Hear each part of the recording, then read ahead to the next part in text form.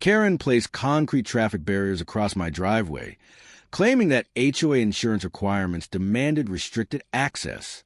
What she did not realize was that when my father, an active North Carolina Superior Court judge, reviewed the fabricated insurance claims and the policy that didn't actually exist, he didn't merely rule against her actions. He dissolved the entire HOA board for fraud and imposed a state-supervised receivership. My name is Nick, and I am a software engineer who works remotely for a tech company headquartered in Seattle. I live in Charlotte, North Carolina, in a subdivision called Parkside Estates, which I chose specifically because it was quiet and had a reputation for a reasonable, hands-off HOA. My father is Judge Robert Caldwell, a North Carolina Superior Court judge with 26 years on the bench, specializing in civil litigation, property disputes, and corporate fraud cases. What Karen failed to understand when she fabricated insurance documents to justify blocking my driveway was that she had just committed fraud in a matter that would ultimately be reviewed by a judge who happened to be my father, and that judicial scrutiny of HOA fraud is thorough, uncompromising, and fully within his authority. I live in a modest 3-bedroom home in Parkside Estates, a subdivision built in 2009 with roughly 200 homes. The HOA maintains common areas, a small community pool, and enforces basic, reasonable property standards. For 7 years, everything functioned normally without conflict. Then Karen moved into the neighborhood 8 months ago and almost immediately ran for the HOA board. She won largely because most residents didn't bother to vote, and within 6 weeks she had installed herself as president. Her primary focus became what she referred to as liability management and risk reduction. Karen developed an obsession with insurance claims and hypothetical HOA liability. She sent constant emails warning residents about alleged risks: kids playing basketball, dogs being outside, holiday decorations, or anything else she decided might theoretically lead to a lawsuit. Her newest fixation was driveway access. My driveway is a standard residential driveway that runs from the street to my 2-car garage. It is fully on my property, serves only my home, and has existed without issue for 15 years since the house was built. 3 weeks ago, I returned home from grocery shopping to find 3 concrete barriers, the type used for traffic control, placed across the bottom of my driveway where it meets the street. Each barrier was about 4 feet long and 2 feet tall, completely blocking vehicle access. A notice was zip-tied to one of the barriers. It read, "Driveway access restricted per HOA insurance requirements. Contact HOA office for alternative parking arrangements." I was effectively locked out of my own driveway on my own property. I immediately called the HOA management company and spoke with the property manager, a woman named Linda. "Linda, there are concrete barriers blocking my driveway. What is going on?" She sounded uncomfortable. "Mr. Caldwell, Karen sent out a notice about this. She said the HOA's insurance carrier requires certain driveways to have restricted access to reduce liability exposure. I told her my driveway was on my property and that the HOA had no authority to block access." Linda replied that Karen claimed it was mandated by the insurance policy. "Have you seen the policy?" I asked. "No," she admitted. She assured the board it was necessary. I told her it was absurd and demanded the barriers be removed immediately. Linda said she didn't have the authority and that I would need to take it up with Karen directly. I called Karen. She answered on the 3rd ring, sounding almost pleased. "Nick, I assume you're calling about the driveway barriers." I told her to remove them immediately because she had blocked access to my property. She claimed the barriers were required by the HOA's insurance carrier and that my driveway configuration created excessive liability exposure. I told her again that my driveway was entirely on my property and the HOA had no liability for it. She replied that the insurance company disagreed and had mandated access restrictions to maintain coverage. I demanded she show me the insurance policy provision requiring this. She refused, saying the policy details were confidential and didn't have to be disclosed to individual homeowners. I told her I would be filing a lawsuit because she had blocked access to my property without legal authority. She responded dismissively, "Do what you need to do, Nick. The barriers stay until our insurance requirements are satisfied." That evening, I consulted with my father. He listened carefully and asked several pointed questions. Did she provide any documentation of these supposed insurance requirements? I told him no, that she claimed the information was confidential. He laughed once. Insurance policies are not confidential from homeowners. Residents have the right to review any insurance documentation that affects their property rights. She's either lying about the requirement or violating transparency rules. I asked him what I should do next. Request the insurance policy in writing. My father advised, make a formal demand as a homeowner. If she refuses or can't produce it, you'll have clear grounds for legal action, and document everything. The next day, I sent Karen a certified letter formally requesting copies of the HOA's insurance policy and any provisions that allegedly required driveway access restrictions. I cited specific North Carolina statutes that require HOAs to provide insurance documentation to homeowners upon request. 1 week later, Karen responded with a letter stating that the insurance carrier had deemed the information proprietary and confidential and that I was not entitled to review it. That response was flatly incorrect. North Carolina law explicitly requires HOAs to provide insurance policy information to homeowners who request it in writing. I forwarded Karen's response to my father. He read it carefully, then shook his head. This is either gross incompetence or outright fraud, he said. She's either completely inventing the insurance requirement, or she has an actual policy with provisions she knows won't survive scrutiny. Either way, you need to file a formal legal challenge. My father could not represent me directly due to the obvious conflict of interest, but he referred me to a colleague, attorney Sharon Miller, who specialized in HOA disputes and property rights. Sharon reviewed the letters, the notices, and the photographs of the barriers and immediately identified the issue. Nick, she said, this has all the hallmarks of fabricated justification. Real insurance companies do not require physical concrete barriers on individual residential driveways. We need to force disclosure. Sharon filed a motion in Mecklenburg County Superior Court seeking a court order compelling the HOA to produce the insurance policy and all communications with the insurance carrier related to driveway access requirements. As required, the case was randomly assigned to the court's standard judicial rotation system. By coincidence, or perhaps because HOA disputes often landed with judges experienced in property law, the case was assigned to Judge Robert Caldwell, my father. Upon seeing the assignment, my father immediately disclosed a relationship to all parties and formally offered to recuse himself if there were any objections. Karen's attorney, a man named Thomas, did not object. Whether he failed to grasp the significance or believed the connection wouldn't matter, it turned out to be a serious miscalculation. The hearing was scheduled 3 weeks later.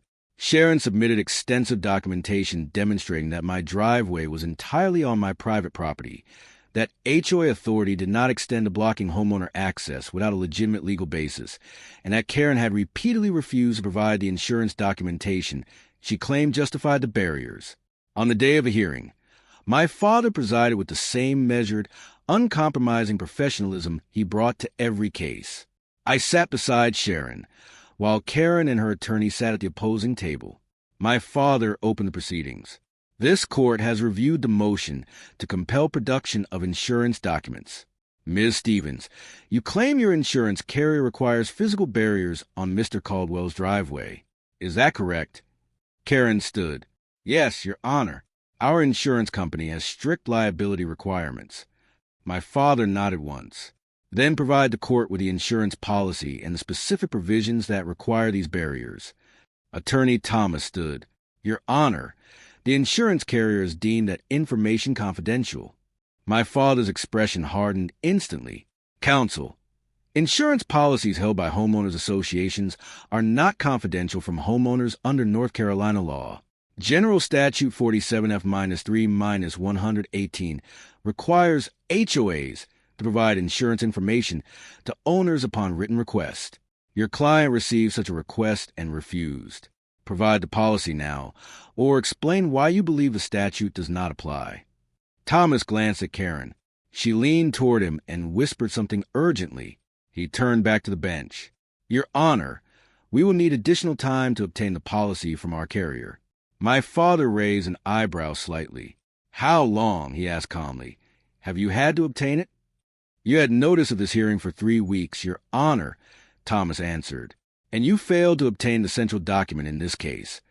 The policy you claim justifies blocking a resident's property access." He added that they had experienced difficulty reaching their insurance representative. My father leaned forward slightly. "Counsel, I am going to give you one opportunity to be candid with this court," he said evenly. "Does this insurance policy exist?" Thomas turned to Karen and conferred with her in hushed tones. Her face had drained of color. "Your Honor," Thomas said, "we do have an insurance policy. The specific provisions regarding driveway access may have been communicated verbally by our agent." My father's eyes narrowed.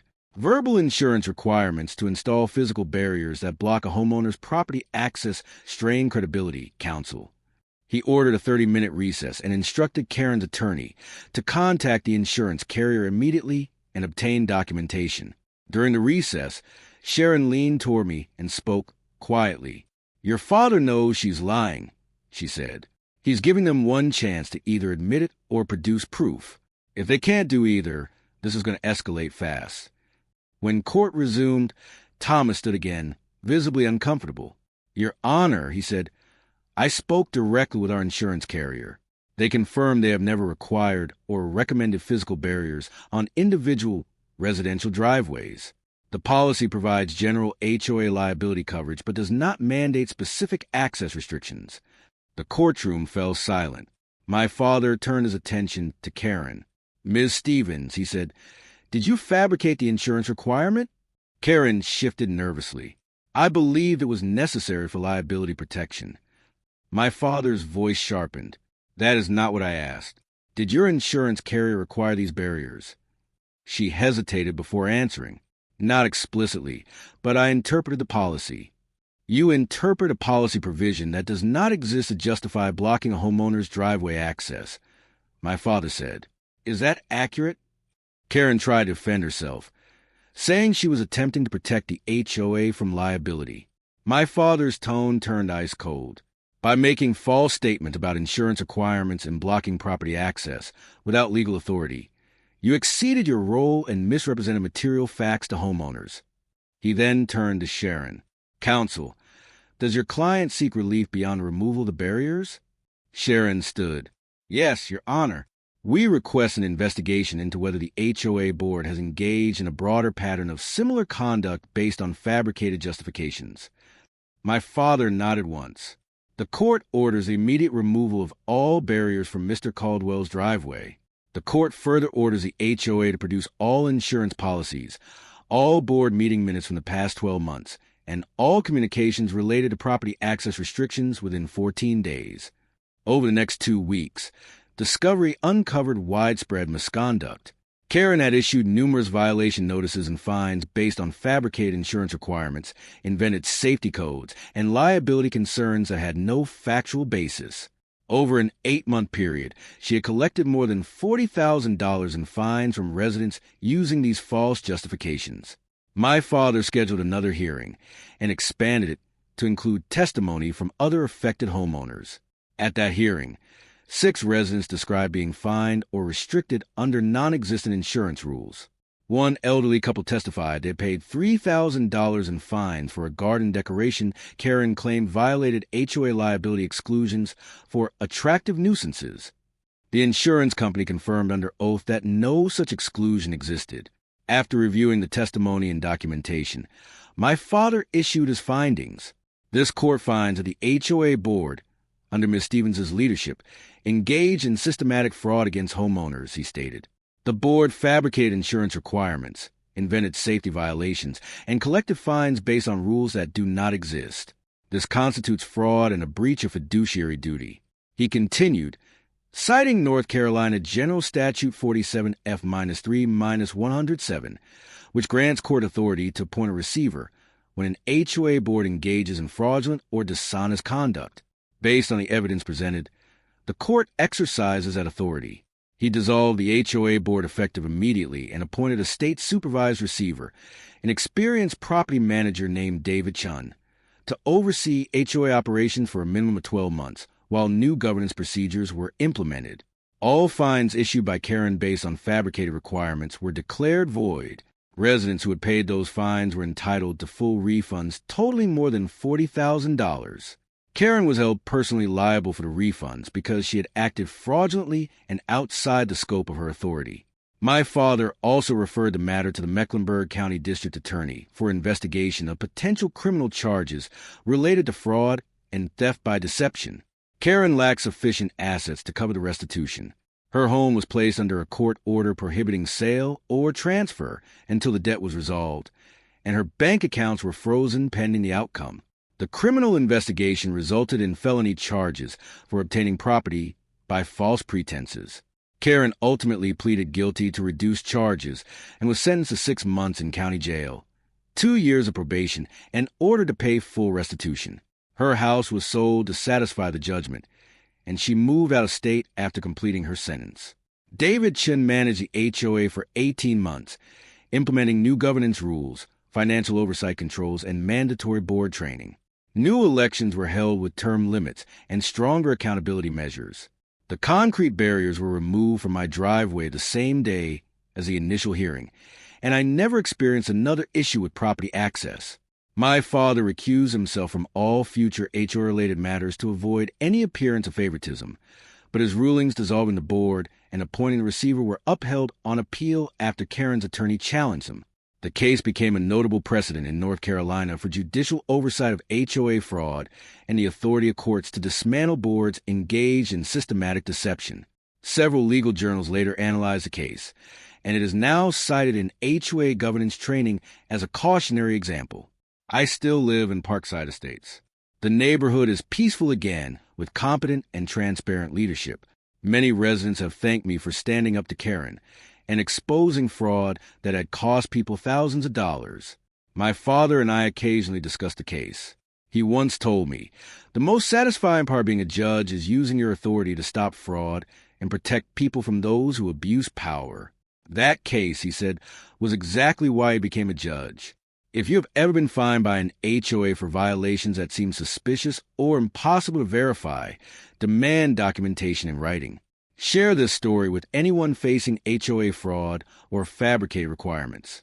Sometimes a homeowner you target with fake insurance rules turns out to have a father on the bench with the authority to dissolve your entire board. And that coincidence changes everything.